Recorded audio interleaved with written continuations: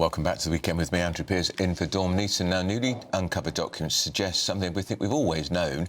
The Ministry of Defence and the Atomic Weapons Establishment helped cover up the effects of historic nuclear weapon tests on British troops. Revealed by the Daily Mirror, servicemen who were ordered to witness nuclear tests were exposed to radioactive fallout, despite files claiming troops were sent into safe areas. Campaigners say the revelations raise fresh questions about the treatment of veterans involved in Britain's nuclear testing programme. Joining me now is the founder of Lab Rats, Alan Owen, and test veteran Captain Terry Hughes. Gentlemen, hello to you both. Alan, you and I have spoken many times about this subject on Britain's Newsroom in the week here on GB News. These documents, which have been uncovered by the Mirror, confirm what we've always suspected: there was a cover-up.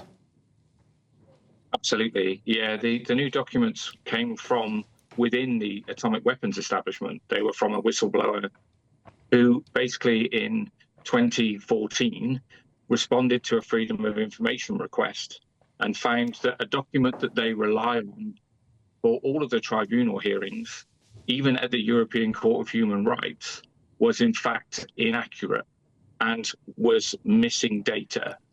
And the data that they had found showed that there were increased levels of background radiation and fallout at Christmas Island during the testing program after they tested the fish. The fish contained up to 7 times the amount of radiation they should do in the water. Bearing in mind that these men are drinking the same water through a desalination plant. And the document states that if the importance of this data is identified by others, there is potential substantial detriment to the reputation of the Atomic Weapons Establishment, the Ministry of Defence, and Her Majesty's government. The scientists took it to the MOD in 2014, and the MOD buried it in 2014 and did nothing with it, and continued to use an inaccurate report that was done in 1993. Alan, I talked to you before. Your father, of course, was impacted by this, and he's not with us now. Captain Terry Hughes, can you explain your own involvement here? Yeah, good afternoon, Andrew. Yeah, regarding the report, I'm actually shocked, disappointed, and in some ways not surprised. It seems that for over 70 years that they've been hiding behind a screen of lies, and my involvement was Christmas Island, 1958, Grapple Y operation, and we were there for the testing of the largest, biggest H-bomb ever. We're talking about 3 million tons of TNT, which is about 70 times bigger than the Japanese one. And from the report, it seems that Grapple Y, the one I was involved in, is actually missing more or less from the report. I find that very odd. The thing is, it was the biggest ever bomb that ever exploded. And I just give up sometimes. I really do. It's a shame. But all those veterans who have been hiding, suffering from the diseases and one thing and another, and they've been behind the government being behind this lying. And what about your own health, Captain? Has your own health been impacted badly by the tests? Yeah, yes. I'm not going to go into detail, but I did an in-depth DNA, which rather surprised me somewhat. But more importantly, as far as I'm concerned, the Hughes line is coming to an end because my son is unable to have children. I put that down certainly to the radiation side. Alan, we've heard that sort of story before, or we've heard of other veterans who've even got grandchildren who are physically impaired as a result of the contamination suffered by the veterans. Absolutely, yeah. It passes along the generations.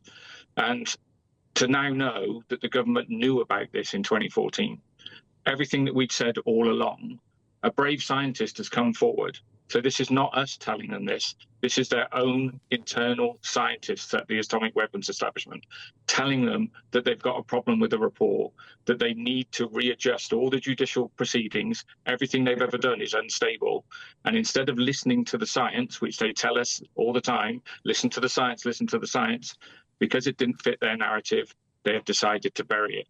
And then unfortunately, our Veterans Minister, she sent this to me 2 weeks ago with a letter and she's doing exactly the same thing. She is burying it again, and that's why we're raising it, because we can't have it buried again.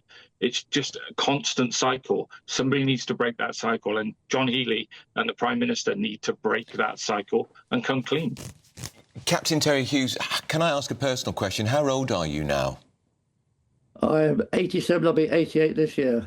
Well, you look very well on it. It's the cynicism in me suggests that perhaps the government, successive government, I'm not blaming the current one or the last one, just wanted this covered up to go away because they don't want to pay compensation. And eventually, like in other cases, the veterans will literally die out.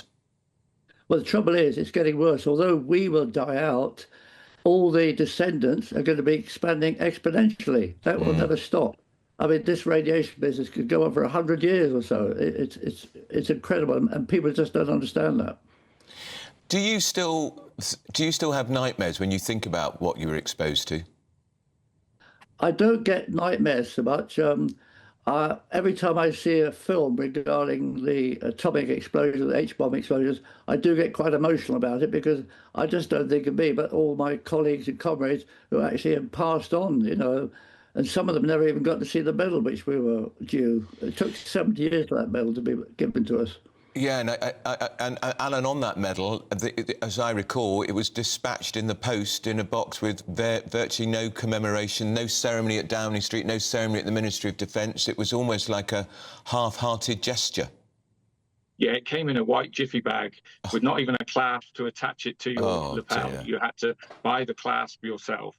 And this is what we face all of the time. So, like this document, if I was in power and I was looking at this document, I would go, oh, my God, why did we cover this up? We need an inquiry into why it was covered up. Why did we not act upon it?